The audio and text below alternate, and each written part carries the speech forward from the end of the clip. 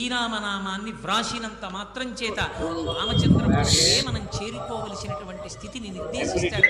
మహానుభావుడు గుంటూరులో రాఘవ ఆంజనేయులు గారిని ఉండేవారు. ఎప్పుడూ శ్రీరామనామమే, అలా శ్రీరామ శ్రీరామ శ్రీరామ శ్రీరామ వ్రాస్తూనే ఉండేవాడు. ఆఖరికి ఆయన పుస్తకాలన్నీ రామనామం రాసినవన్నీ బండిలో పెట్టుకుని రామనామ జపం చేస్తూ భద్రాచలం వెళ్ళారు. భద్రాచలం వెళ్ళి ఆ రోజు సాయంకాలం రామచంద్రమూర్తి యొక్క దేవాలయంలో రామనామం ఇచ్చేద్దాం అనుకున్నారు.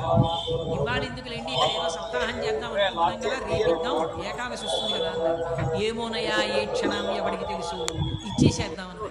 ఆ రోజు రాత్రి రామచంద్రమూర్తికి రామనామం అంతా సమర్పించి మరునాటి నుంచి క్రతువు ప్రారంభం అవుతుంది. భద్రాచలంలో వచ్చి యజ్ఞ భాగం దగ్గర నించున్నారు. లోపల రామచంద్రమూర్తి దేవాలయంలో గంటలు మోగి అక్కడికి దగ్గరలోంచి ఆ స్వామి వైభవం, ఆ కీర్తన వినపడుతూ నీరాజనం కనపడుతోంది. ఆ నీరాజనం వంక చూస్తూ అలాగే నిలబడి రామ రామ రామ అంటూ శరీరం వదిలేసి